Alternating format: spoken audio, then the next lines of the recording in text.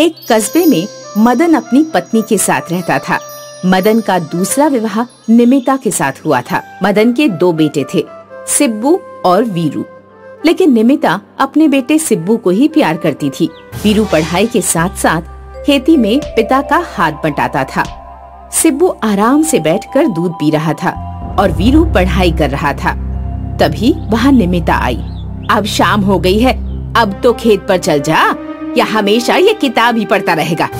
माँ, पढ़ना भी जरूरी है। ये किताब खाने को ना देंगी। माँ, सिब्बू को तो कोई काम नहीं है, इसको खेत पर भेज दो।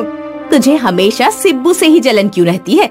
चुपचाप चला जा, सिब्बू खेत में जाएगा तो काला पड़ जाएगा। ठीक है, मैं जा रहा हूँ। क्या मैं बाइक ले जाऊँ? नहीं, पैदल ही जा। कोई विदेश थोड़ी जा रहा है जो बाइक से ही जाएगा। वीरू कुछ नहीं बोला, किताबें बंद की और खेत पर चला गया। एक दिन सुबह सुबह वीरू को घर का सामान लेने के लिए शहर जाना था। पापा, मुझे बाइक चाहिए। पैदल इतना सारा सामान कैसे लेकर आऊँगा? मैं तो अब इस घर में कुछ नहीं हूँ, तू अपनी माँ से पूछ ले। हाँ, मुझे ही बुरा बनाओ। माँ, दे दो ना बाइक मुझे। निमिता कुछ बोल पाती, लेकिन उससे पहले ही सिब्बू बोल पड़ा।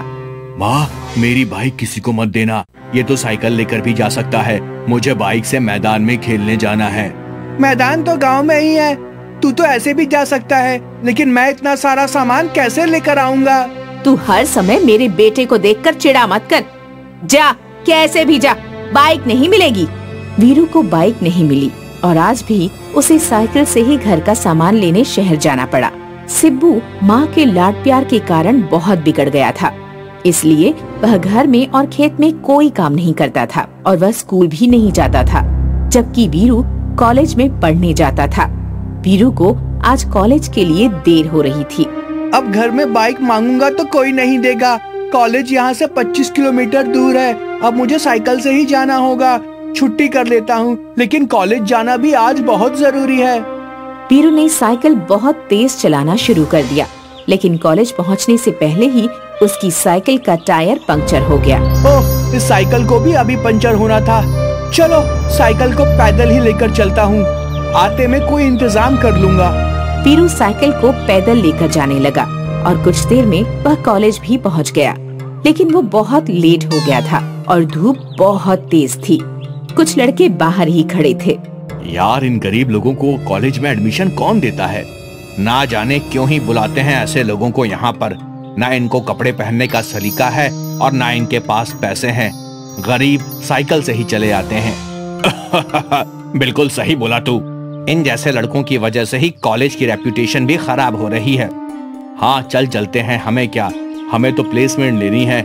कल ये लड़के हमारे लिए चाय सर्व करेंगे। लड़के ये बात कहकर चले गए, लेकिन वीरू के मन पर इन बातों का बहुत असर पड़ा। वीरू की आंख से आंसू आ गए। वीरू कॉलेज से घर आ रहा था। रास्ते में एक बांस का जंगल था। वीरू वहीं रुक गया। समझ नहीं आ रहा है कि क्या है।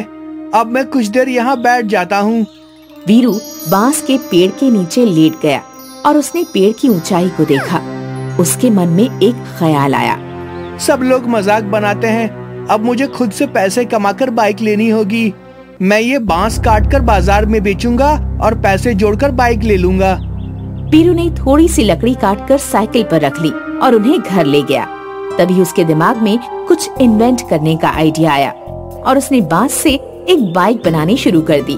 वीरू अपनी बाइक बनाने में लगा था, तभी वहाँ निमिता आ गई। खेत के काम से बचने के लिए तू ये फालतू काम कर रहा है? माँ, ये फालतू काम नहीं है, मैं एक बम्बू बाइक बना रहा हूँ।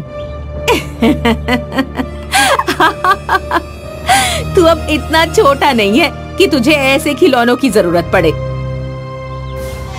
माँ, मन बहलाने दो बेचारे को। इसके नसीब में तो बाइक है नहीं, तो कम से कम उसका ख्वाब ही सही। हाँ सिब्बू, तो बिल्कुल सही कह रहा है। वीरू ने सभी बातों से ध्यान हटाकर 2 दिन बाइक बनाने में लगा दिए। बांस की लकड़ी अब बाइक का रूप लेने लगी थी। यह देखकर सिब्बू की चिंता बढ़ने लगी। अगर इसने बाइक बना दी तो मेरी इज्जत कम हो जाएगी, इसलिए मुझे अब कुछ ना कुछ तो करना होगा। सिब्बू ने बाइक को नष्ट कर दिया। यह देखकर वीरू को बहुत दुख हुआ, लेकिन उसने हिम्मत नहीं हारी। और वह जंगल में जाकर ही बाइक बनाने लगा, जिसमें वह कामयाब भी हो गया। कॉलेज में प्लेसमेंट का दिन था। वीरू सुबह सुबह तैयार हो गया। बेटा, जो भी पूछे तू अच्छे से बताना और नौकरी ले लेना, तेरी मेहनत कामयाब होगी। जी पापा जी। आज साइकिल रहने दे, बाइक ले जा। लेट हो गया तो नौकरी ना मिलेगी। नहीं, मैं पैदल जाऊंगा। वीरू वहाँ से पैदल चल दिया और जंगल में उसकी बाइक खड़ी थी, जो दिखने में बहुत ही सुंदर थी। वीरू अपनी बाइक पर बैठा, उसे स्टार्ट किया और कॉलेज पहुँच गया। सभी लोग बम्बू बाइक देखकर हैरान हो गए। वाओ, ये क्या है? ये कितनी मस्त और यूनिक बाइक है। यार, इसने कहीं से चुराई होगी। इन गरीब लोगों के बस का ये सब नहीं होता। और वीरू ने समझा होगा कि अगर ये ऐसी बाइक के साथ कॉलेज जाएगा तो इसका प्लेसमेंट हो जाएगा। हाँ, अच्छा सोचा, लेकिन ये जानता नहीं कि स्पोर्ट्स बाइक के जमाने में ये सब नहीं चलता है। सब लोग आगे बढ़ रहे हैं और ये वापस आदि मानव बनने जा रहा है। लड़कों ने वीरू का खूब मजाक बनाया, लेकिन तभी एक प्रोफेसर की नजर बाइक पर पड़ी। उसने वीरू के काम को सराहा। कुछ ही घंटों में इंटरव्यू खत्म हो गए। सभी स्टूडेंट्स को एक हॉल में इकट्ठा किया गया। ए, तू यहाँ क्यों खड़ा है? तेरा सिलेक्शन नहीं हुआ होगा। जा, अपने घर वापस जा।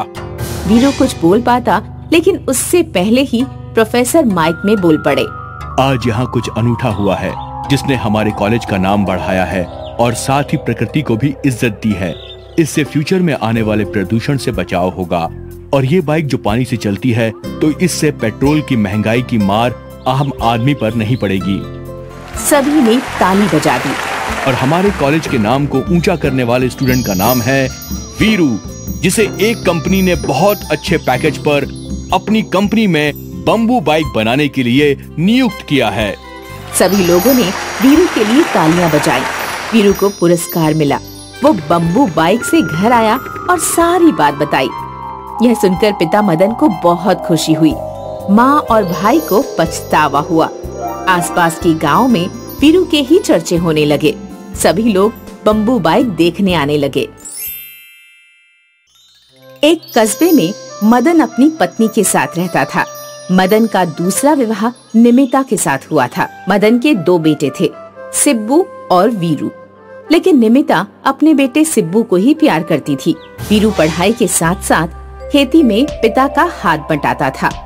सिब्बू आराम से बैठकर दूध पी रहा था और वीरू पढ़ाई कर रहा था। तभी वहाँ निमिता आई। अब शाम हो गई है, अब तो खेत पर चल जा, या हमेशा ये किताब ही पढ़ता रहेगा।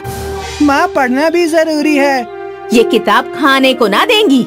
माँ, सिब्बू को तो कोई काम नहीं है, इसको खेत पर भेज दो। तुझे हमेशा सिब्बू से ही जलन क्यों रहती है? चुपचाप चला जा। सिब्बू खेत में जाएगा तो काला पड़ जाएगा। ठीक है, मैं जा रहा हूँ। क्या मैं बाइक ले जाऊँ? नहीं, पैदल ही जा। कोई विदेश थोड़ी जा रहा है जो बाइक से ही जाएगा। वीरू कुछ नहीं बोला, किताबें बंद की और खेत पर चला गया। एक दिन सुबह सुबह वीरू को घर का सामान लेने के लिए शहर जाना था।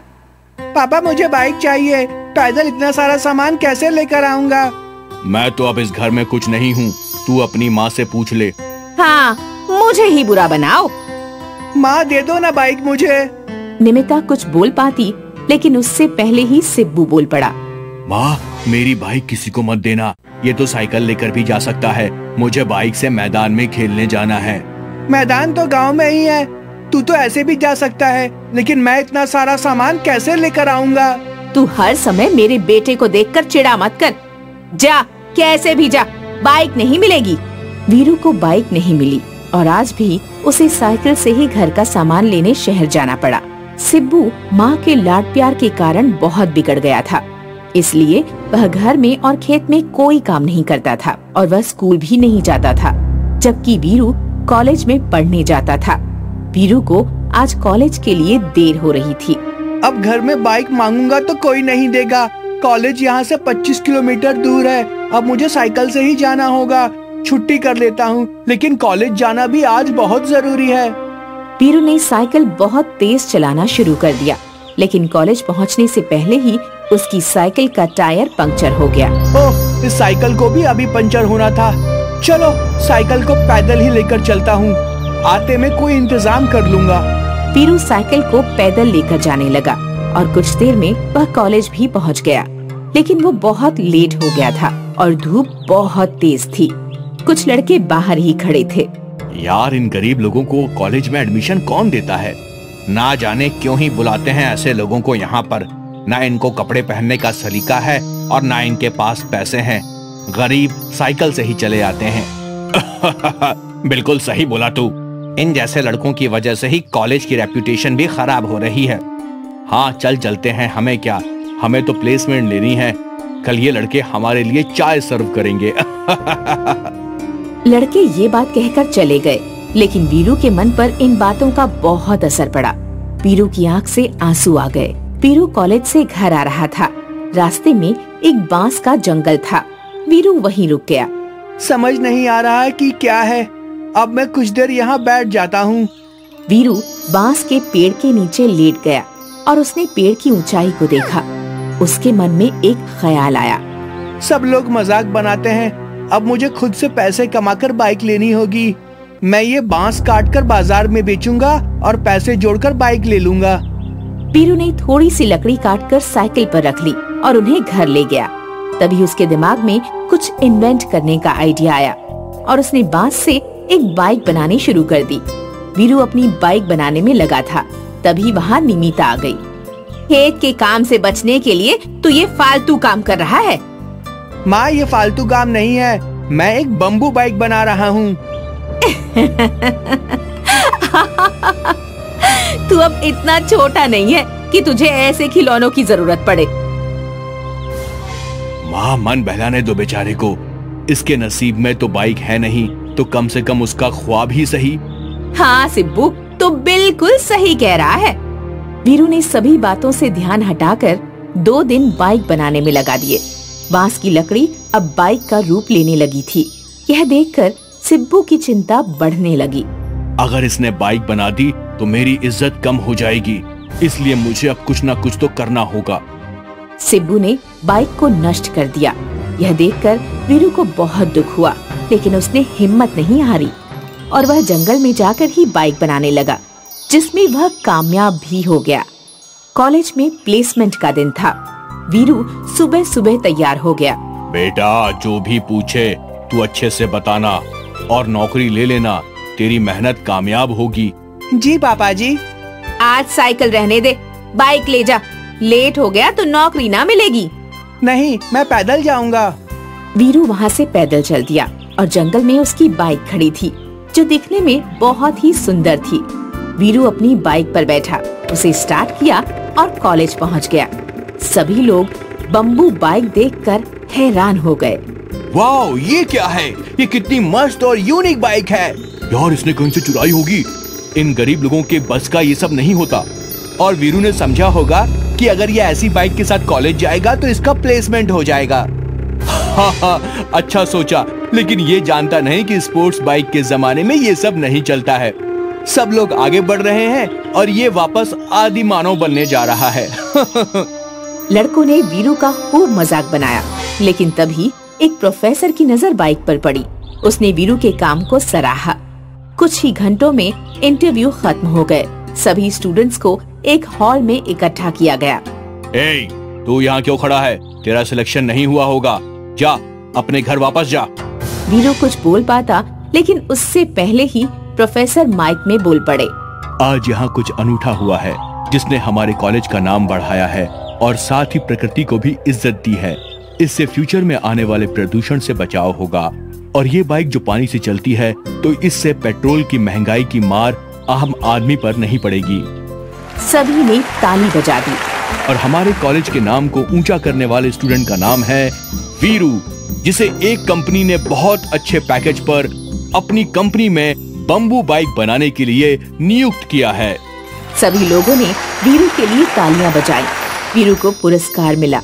वो बम्बू बाइक से घर आया और सारी बात बताई। यह सुनकर पिता मदन को बहुत खुशी हुई। माँ और भाई को पछतावा हुआ। आसपास के गांव में वीरू के ही चर्चे होने लगे। सभी लोग बम्बू बाइक देखने आने लगे।